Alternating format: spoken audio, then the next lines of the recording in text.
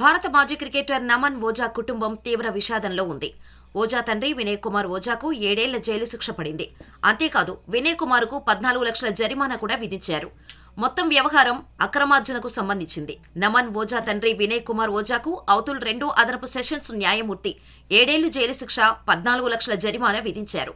2013లో bank of Maharashtra Jaul Kheda బ్రాంచ్లో 1.25 కోట్ల రూపాయలకు పైగా అపహరణకు సంబంధించిన కేసులో అప్పటి branch manager Abhishek Ratnam, assistant manager Vinay Kumar Ojha, రైతులు ధనరాజ్ లఖన్లకు కూడా శిక్ష పడింది. ముల్తాయి 2 అదనపు సెషన్స్ జడ్జ్ పంకజ్ చతుర్వేది ఈ దోపిడీకి సూత్రధారి. ములాయ్ బ్రాంచ్ మేనేజర్ అభిషేక్ రత్నానికి 10 సంవత్సరాల జైలు శిక్ష, 80 లక్షల జరిమానా విధించారు. 2013లో అభిషేక్ రత్నం జౌల్ ఖేడ్ బ్రాంచ్కు చెందిన బ్యాంక్ అధికారుల పాస్వర్డ్స్ ను ఉపయోగించి 34 నకిలీ ఖాతాలను తెరిచి రుణాల అవకతవకలకు పాల్పడ్డారని assistant public prosecutor Rajesh Sable తెలిపారు. వినయ్ ఓజా అప్పుడు అసిస్టెంట్ మేనేజర్ గా ఉన్నారు. జూన్ 19, 2014న bank branch manager Ritesh Chaturvedi అవినీతిపై పోలీస్ స్టేషన్లో ఫిర్యాదు చేశారు. వినయ్ ఓజాను 2022లో పోలీసులు అరెస్ట్ చేశారు. విచారణ సమయంలో క్యాషియర్ దీనానాథ్ రాథోడ్ మరణించాడు. 4 నిందితులు కోర్టు నుంచి బెయిల్ పొంది బయటకు వచ్చారు.